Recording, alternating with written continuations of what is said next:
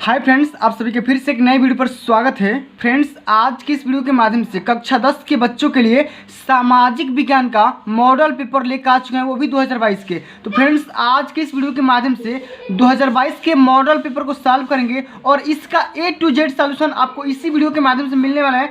बहुत से बच्चे चैनल पर ये कमेंट कर रहे थे कि सर आप विज्ञान का मॉडल पेपर करवाते हो, सामाजिक विज्ञान का मॉडल पेपर कब लेके आ रहे हो। तो आज के इस वीडियो के माध्यम से लो भाई, मैं आप सभी के लिए सामाजिक विज्ञान का मॉडल पेपर, वो भी A to Z board exam के कॉपी पर के लिख करके लेके आया हूँ कि किस तरीके से मॉडल पेपर को हल करना है। एक एक सवाल को बहुत ही अच्छे ढंग से इसमें समझाया गया है और अगर आप इस वीडियो को देख लेते हो तो बोर्ड के पेपर में आप आसानी से 90% स्कोर कर पाओगे। और साथ ही साथ आपको इस वीडियो के माध्यम से बताया जाएगा कि मानचित्र किस तरीके से भरना है। ठीक ना, देखो मैं आप सभी को मानचित्र लेकर आया हूं और इस पे किस तरीके से मानचित्र भरना है आप सभी के इस वीडियो के माध्यम से पूरा का पूरा यहाँ पे A to Z यहाँ पे इसका सलूशन मिल जाएगा। वीडियो को बस खाली एंड तक देखते रहो, उसके पहले वीडियो को लाइक कर दो, चैनल पर नए हैं तो चैनल को सब्सक्राइब करके साथ में सारे बेल आइकन भी प्रेस कर दीजिए। चलिए आज की इस धमाकेदार वीडियो को बिना किसी देरी के स्टार्ट करते हैं। सबसे पहले आपको काम क्या करना है वो मैं आप सभी को बता देता हूँ। जब का टाइम मिलता है 3 घंटा 15 मिनट का, पेपर को ध्यानपूर्वक केयरफुली आपको 15 मिनट पढ़ना है। उसके बाद 3 घंटा में आपको पेपर को हल करना है। यहाँ पे 70 नंबर यहाँ पे इसी पेपर से मिल जाएंगे और 30 नंबर के लिए आपको स्कूल जाना पड़ेगा। ठीक ना, और यहाँ पे कुछ दिशा निर्देश दिए गए हैं। सबसे पहले मैं बता दे रहा हूँ, जितने भी यहाँ पे नोट और दिशा निर्देश दिए गए हैं ध्यानपूर्वक सावधानी से पढ़ के इसको करना है कि किस खंड में कितने क्वेश्चन को हल करना है। आपको क्वेश्चन पूरा आएगा, मैं बता दूंगा आपको क्वेश्चन पूरा आएगा, लेकिन आपको समझना होगा कि किन किन क्वेश्चनों को करना है। तो चलिए आज की इस वीडियो को बिना किसी देरी के स्टार्ट करेंगे। सबसे पहले हम यहाँ पे करेंगे खंड क को, ठीक, जो कि आपका बहुविकल्पी प्रश्न होने वाला है। 6 क्वेश्चन ध्यानपूर्वक इसका निर्देश पढ़ेंगे, उसके बाद इसके आंसर अपने आंसर शीट में लिखेंगे। निम्नलिखित प्रत्येक प्रश्न के लिए दिए गए 4 विकल्पों में से सही उत्तर चुनकर अपने उत्तर पुस्तिका में लिखिए। क्या करना है, अपने आंसर शीट में क्या करना है, इसका आंसर लिखना है। चलिए अगला क्वेश्चन क्या बोला जा रहा है, फर्स्ट नंबर कि बेल्जियम मॉडल की प्रमुख विशेषताएं क्या क्या है। तो इसका राइट आंसर बन जाएगा सत्ता में सभी जाति समूहों की साझेदारी। क्या बनेगा इसका राइट आंसर, पहला ऑप्शन का पहला क्वेश्चन का पहला ऑप्शन। तो खंड क यहाँ पे लिखना है आंसर शीट में और यहाँ पे लिख देना बहुविकल्पीय प्रश्न। क्या लिखोगे, बहुविकल्पीय प्रश्न। उसके बाद यहाँ पे कौन सा करो, पहला का, और पहला का कौन सा ऑप्शन सही है, तो क वाला, सत्ता में सभी जातीय समूहों की साझेदारी। ठीक, इस तरीके से आपका यहाँ पे पहला क्वेश्चन हल करना है। समझ गए बात को। अब चलिए अगला क्वेश्चन क्या बोला जा रहा है कि महात्मा गांधी ने किस घटना के कारण असहयोग आंदोलन स्थगित कर दिया था। तो ये आपका राइट आंसर बनेगा कौन सा, चौरी चौरा कांड। यहाँ पे आपका यहाँ पे ऑप्शन है सेकंड पेज में, देख लो पूरा का पूरा यहाँ पे A to Z यहाँ पे इसको हल करेंगे। चौरी चौरा कांड के बाद वहाँ पे बंद कर दिए थे, तो इसका राइट आंसर बन जाएगा ऑप्शन नंबर घ। तो सेकंड नंबर क्वेश्चन का ऑप्शन नंबर घ। इसी तरीके से आपको पेपर में लिखना है, सेकंड नंबर आंसर घ नंबर और यहाँ पे ऑप्शन यहाँ पे कॉपी कर देना, चौरी चौरा कांड, इस तरीके से। अब यहाँ पे अगला क्वेश्चन क्या बोला जा रहा है कि 1861 ईस्वी में संयुक्त इटली का शासक कौन बना था। तो वो बना था आपका Victor Emmanuel second. Victor Emmanuel second को क्या करेंगे, तीसरा का ग ऑप्शन, विक्टर इमैनुअल सेकेंड। इस तरीके से आपको भरना है। अगला क्वेश्चन कि हिंद स्वराज नामक पुस्तक की रचना किसने की थी। तो हिंद स्वराज जो पुस्तक थी इसकी रचना किए थे महात्मा गांधी ने। तो चौथा का ऑप्शन यहाँ पे थर्ड सही हो जाएगा, महात्मा गांधी। इस तरीके से आपको लिखना है। अगला क्वेश्चन कि जर्मनी का एकीकरण किस युद्ध के बाद हुआ था। तो जर्मनी का एकीकरण हुआ था आपका फ्रांस प्रथा युद्ध के द्वारा। किस युद्ध के द्वारा, फ्रांस प्रथा युद्ध के द्वारा। और ऑप्शन नंबर आपका ब सही है। ठीक ना। अब अगला question very most important question है। अगर आप इस मॉडल पेपर को तैयार कर लेते हो तो बोर्ड के पेपर में आप आसानी से 90% स्कोर कर पाओगे। ठीक ना। भाषाओं को भारतीय संविधान की किस अनुसूची में रखा गया है। तो ये आपकी रखा गया 8वीं सूची में। किस सूची में, 8वीं सूची में। तो छठवां का यहाँ पे राइट आंसर बनेगा ऑप्शन नंबर ग, 8वीं सूची के अंतर्गत भारतीय भाषाओं को रखा गया है। अब यहाँ पे हम करेंगे अति लघु उत्तरीय प्रश्न। अति लघु उत्तरीय प्रश्न क्या बोला जा रहा है कि गांधी जी द्वारा चलाए गए 2 सत्याग्रह आंदोलनों का उल्लेख करिए। उल्लेख मतलब आप उसका नाम लिख दीजिए, आपका 2 नंबर मिल जाएगा। ठीक ना। यहाँ पे देखो, यहाँ पे देखो, सबसे पहले यहाँ पे देखो क्या बोला जा रहा है, अति लघु उत्तरीय प्रश्न यहाँ पे लिखना है। उसके बाद यहाँ पे लिखना है प्रश्नोत्तर संख्या 7। और गांधी जी के द्वारा जो 2 सत्याग्रह चलाए गए थे, सबसे पहला का नाम है चंपारण सत्याग्रह, ठीक। और ये जो सत्याग्रह हुआ था सन 1917 ईस्वी के दौरान हुआ था, ठीक। और उसके बाद सेकंड जो सत्याग्रह हुआ था खेड़ा सत्याग्रह उसका नाम है, और ये सत्याग्रह होता है आपका 1918 ईस्वी के दौरान, ठीक।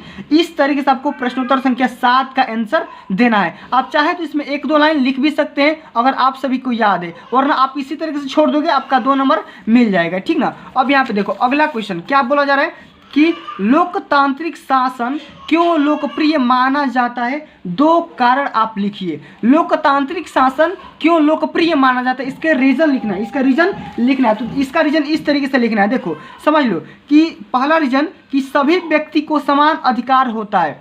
देखो भारतीय संविधान के अनुसार सभी व्यक्ति को, चाहे वो छोटा जाति हो या बड़ा जाति का, सबका अधिकार सबका समान जाति का है, ठीक ना, इस तरीके से। और अगला मेन रीजन है इसका कि व्यक्ति को सामाजिक, राजनीतिक तथा धार्मिक स्वतंत्रता प्रदान करती है, ठीक ना। इस तरीके से कोई छोटे जाति का है वो भी चुनाव लड़ेगा, वो भी अपना हक लेगा, और कोई बड़ा जाति का है वो भी अपना चुनाव लड़ सकता है, वो भी अपना हकदार है, ठीक ना। इस तरीके से कोई भी व्यक्ति किसी भी धर्म को अपना सकता है, इसीलिए ये भारत के संविधान में लिखा गया है। ये आपका होता है लोकतांत्रिक, इसी 2 महत्वों की वजह से लोकप्रिय माना गया है। समझ गए बातों को। अब यहाँ पे अगला क्वेश्चन कि भारत की उत्तरी पूर्वी सीमा पर 2 लोकतांत्रिक देशों के आप नाम लिखो।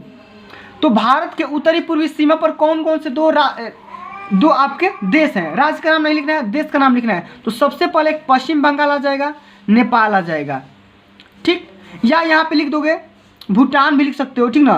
पश्चिम बंगाल की जगह भी तो आपका राज्य आ जाएगा, ठीक ना। क्या करोगे यहाँ पे भूटान भी लिख सकते हो, चाइना भी लिख सकते हो, ये आपके मेन राज्य मतलब कि देश हो गए, ठीक ना। अब यहाँ पे अगला क्वेश्चन जो है आपका कि लघु उत्तरीय क्वेश्चन से है, 2 क्वेश्चन पूछे जाएंगे, ठीक ना, दोनों को करना है, ठीक ना। अगला क्वेश्चन क्या बोला जा रहा है कि मारियान और जर्मेनिया कौन थी, उनको चित्रित करने का मेन रीजन क्या है। इसको आप कर दो या कर दो इसको कि रॉलेट एक्ट क्या था, गांधी जी ने इस एक्ट का विरोध किस प्रकार किया। तो रॉलेट एक्ट जो आपका होता है वेरी मोस्ट इंपोर्टेंट क्वेश्चन है, हर साल और हर बार ये क्वेश्चन पेपर में पूछा जाता है। चलिए मैं आपको रॉलेट एक्ट के बारे में बता देता हूँ, लेकिन इस क्वेश्चन को भी आप तैयार करके जाना, बोर्ड के पेपर में सीधा यही क्वेश्चन छपेंगे। तो रॉलेट एक्ट क्या होता है इसके बारे में हम यहाँ पे लिखेंगे कि सन 1919 ईस्वी में पारित एक ऐसा कानून होता है जिसमें भारतीयों पर किसी तरह के मुकदमे चलाए बिना शंका के आधार पर गिरफ्तार किया जा सकता है, ठीक ना। जो भी इंडियन लोग थे उनको क्या कहा जाता था, शंका के आधार पर उन्हें गिरफ्तार करके काले पानी की सजा तक भी दे दी जाती थी। ये आपका होता था रॉलेट एक्ट, और इसका विरोध गांधी जी के द्वारा किया गया था, ठीक ना। और किस तरीके से किया गया था उसको अपने आंसर शीट में लिखना था। और यहाँ पे देखो अगला क्वेश्चन क्या बोला जा रहा है कि वर्तमान लोकतांत्रिक व्यवस्था की किन्हीं 3 चुनौतियों का उल्लेख करिए। तो यहाँ पे देखो लोकतांत्रिक, तो सबसे पहले यहाँ पे समझो कि वर्तमान लोकतांत्रिक व्यवस्था की 3 चुनौतियां कौन कौन सी है, पहले आप उसको समझ लो, समझो। यहाँ पे देखो, देखिए कि शासन के विभिन्न अंगों के बीच बंटवारा, ये आपका पहला हेडिंग हो गया। सेकंड आप लिखोगे चुनौती कि सरकार के विभिन्न स्तरों का बंटवारा। फिर थर्ड चुनौती आ जाएगी कि विभिन्न सामाजिक समूहों के बीच बंटवारा। 3 चुनौतियाँ हो गई, और तीनों के बारे में 2-2 लाइन 3-3 लाइन लिख देना, आप आसानी से नंबर स्कोर कर पाओगे, ठीक। अगला क्वेश्चन ये है कि लोकतंत्र में उत्तरदायी शासन एवं पारदर्शिता आवश्यक है, इसके पक्ष में अपना मत स्पष्ट करिए। तो देखिए इसका आंसर आप इस तरीके से दे पाएंगे, अगर कोई भी लोकतंत्र है अगर उसमें पक्ष और विपक्ष और पारदर्शिता तरीके से कोई काम ना हो तो फिर वो काम गड़बड़ हो जाएगा, आप दुनिया की नज़र में गलत बन जाओगे। इस तरीके से हमारा लोकतांत्रिक व्यवस्था इंडिया का बहुत ही सुनहरा है और बहुत ही अच्छा है, ठीक ना, पारदर्शी है। इसके पक्ष में अपना पॉजिटिव मत यहाँ पे दे देना, ठीक ना। अब यहाँ पे देखो अगला क्वेश्चन क्या बोला जा रहा है दीर्घ उत्तरी क्वेश्चन में कि अंतर आर्थिक विनिमयों यानी कि विनिमयों में 3 तरह की गतिविधियों का या गतियों का या प्रवाहों का उल्लेख करिए और अपने उत्तर की पुष्टि करते हुए उत्तर इसका उपयुक्त एग्जाम्पल के साथ इसका लिखिए। तो देखो अंतर्राष्ट्रीय आर्थिक विनिमय किस तरीके से, जैसे मान लो इंडिया से पाकिस्तान सामान गया, चाइना से आया, फिर बांग्लादेश से गया, फिर आया, इस तरीके से क्या होता है, ये सब क्या हो गए अंतर्राष्ट्रीय आर्थिक विनिमय हो गए। और इसके साधन कौन कौन से किस तरीके से हो पाएंगे? तो देखो इसका साधन होता है मान लो सड़क द्वारा, रोडवेज के द्वारा, ठीक ना, फिर बंदरगाहों के द्वारा, ठीक ना, जहाज़ों के द्वारा, ठीक, वायुयान के द्वारा। इस तरीके से क्या होता है, पानी के जहाज़ों के द्वारा हम ट्रांसपोर्टेशन करते हैं, ठीक ना। इस तरीके से इसका मेन रीजन आपको लिख देना है। अब यहाँ पे देखो प्रथम विश्व युद्ध के बाद आई आर्थिक महामंदी का क्या कारण था, किन्हीं दो को स्पष्ट करो। उसके बारे में यहाँ पे लिख देना, या तो ये कर देना या तो ये कर देना। अब यहाँ पे देखो इसको मैं समझाता हूँ कि सत्ता की साझेदारी का अर्थ क्या होता है, ठीक, यह क्यों आवश्यक है, किन्हीं दो कारणों का उल्लेख करना है। तो यहाँ पे देखो प्रश्नोत्तर संख्या 13 और सत्ता की साझेदारी हेडिंग लगाओगे और इसमें क्या क्या लिखना है ये समझ लो सबसे पहले, ठीक ना। इसको आप समझ लो कि किसी देश में शासन करने की शक्ति का समाज के अलग अलग समुदायों, वर्गों या लोगों में बंटवारा सत्ता की साझेदारी कहलाता है। क्या कहलाता है? सत्ता की साझेदारी। फिर से पढ़ते हैं कि किसी देश में शासन करने की शक्ति का समाज के अलग अलग समुदायों, वर्गों या लोगों में बंटवारा सत्ता की साझेदारी कहलाता है। समझ के बातों को। मान लो कोई भी कानून है, हर वर्ग के, हर लोग पे, हर समुदाय पे एक समान और एक भेदभाव में काम करेगा, ठीक ना। इस तरीके से वो आपका क्या हो जाता है, सत्ता की साझेदारी। और यह क्यों आवश्यक है? यह इसलिए आवश्यक है क्योंकि सबका समान रूप से अधिकार प्राप्त हो सके। समझ रहे बातों को, कोई किसी के साथ गलत बिहेव ना कर सके। और इसका मेन रीज़न क्या है? इसका मेन रीज़न है कि समान अधिकार प्राप्त ना होना और भेदभाव, इसलिए सत्ता की साझेदारी आवश्यक है। समझ गए। अब यहाँ पे सबसे मोस्ट इम्पोर्टेंट क्वेश्चन जो कि आपके बोर्ड के पेपर में 5 नंबर के क्वेश्चन पूछ जाएंगे और बहुत से बच्चे इसको लेकर के मतलब कि कन्फ्यूजन में रहते हैं कि मानचित्रकार क्यों कैसे किया जाता है। लेकिन उसके पहले हम यहाँ पे समझ लेते हैं कि संघवाद का अर्थ क्या होता है, ठीक। हम यहाँ पे समझ लेते हैं कि संघवाद का अर्थ होता क्या है। तो चलो मैं आप सभी को यह बता देता हूँ कि संघवाद का अर्थ क्या होता है। तो संघवाद एक ऐसा शासन होता है जिसमें एक ही समय में 2 से अधिक सरकारें काम करती है, वो आपका होता है संघवाद, ठीक।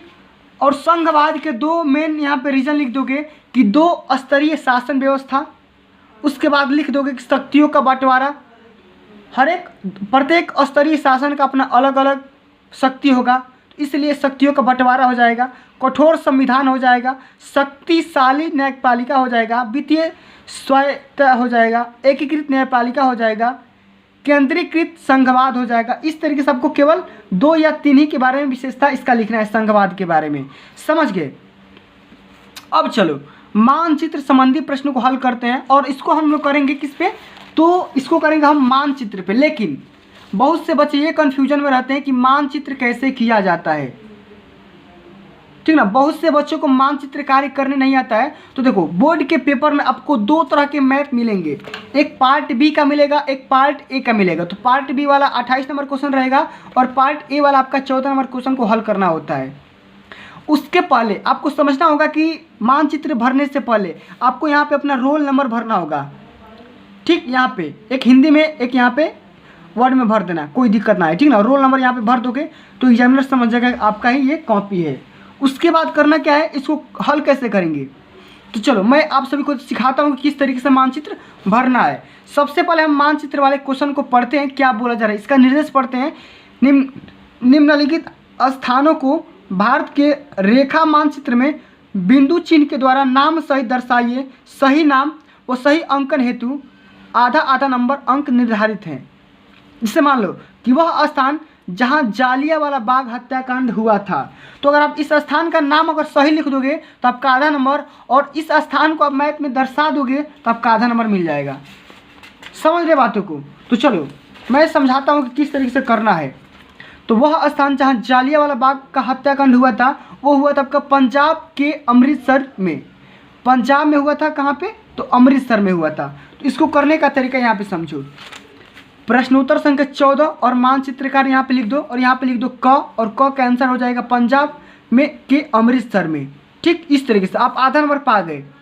लेकिन आधा नंबर और पाने के लिए आपको इस मानचित्र का हिंट लेना पड़ेगा। इस मानचित्र में आपको समझना पड़ेगा कि मानचित्र में पंजाब कहाँ पे है। तो पंजाब की आप कहाँ पे, दिल्ली के साइड में है, यहाँ पे ये आपका दिल्ली होता है और दिल्ली के जस्ट यहाँ पे पास में आपका पंजाब पड़ता है। और यहाँ पे लिख दोगे पंजाब, क्या लिखोगे, पंजाब, और पंजाब के यहाँ पे पॉइंट चिन्ह द्वारा यहाँ पे क का आंसर लिख दोगे इस चिन्ह द्वारा, ठीक।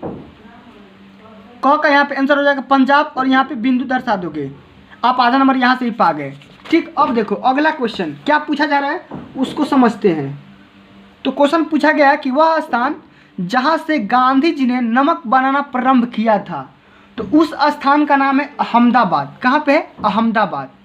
और अहमदाबाद कहाँ पे है, तो गुजरात में है। कहाँ पे है, गुजरात में है। तो अहमदाबाद लिख दिए तो आधा नंबर, और यहाँ पे मैप में दर्शा दो अहमदाबाद, तो ये आपका पड़ता है कोलकाता, यहाँ पे, यहाँ पे, कहाँ पे, यहाँ पे, ठीक। ये आपका गुजरात का एरिया है, तो यहाँ पे लिख दो गुजरात, पॉइंट द्वारा दर्शा दोगे ख के यहाँ पे आंसर गुजरात, गुजरात, या लिख दो अहमदाबाद, क्या लिख दो, अहमदाबाद, अहमदाबाद, इस तरीके से यहाँ पे लिख देना है। आधा नंबर यहाँ से ही पा गए। अब देखो अगला क्वेश्चन क्या बोल रहा है कि वह स्थान जहाँ नील की खेती करने वाले किसानों ने आंदोलन किया, तो ग का यहाँ पे आंसर हो जाएगा आपका बिहार के चंपारण जिले में। कहाँ पे हुआ था, बिहार के चंपारण जिले में। और बिहार कहाँ पे है, यूपी के नज़दीक में है। कहाँ पे है, यूपी के नज़दीक में है, तो इधर आपका यूपी पड़ता है और यहाँ पे आप लिख दोगे बिहार। कहाँ पे लिख दोगे, बिहार, ठीक, इस तरीके का, ठीक। चंपारण जिला लिख देना, ठीक। अब यहाँ पे देखो इसको पॉइंट चिन्ह द्वारा दर्शा देना। अब अगला क्वेश्चन क्या बोल रहा है इसको समझ लेते हैं कि वह स्थान जहाँ सूती मिल श्रमिकों ने सत्याग्रह किया, तो ये आपका पड़ता है गुजरात में, यानी कि अहमदाबाद में ही। तो इसका भी यहाँ पे घ का आंसर भी क्या हो जाएगा, अहमदाबाद। यहाँ पे लिख दोगे घ के यहाँ पे पॉइंट चिन्ह द्वारा दर्शा दो अहमदाबाद गुजरात, ठीक।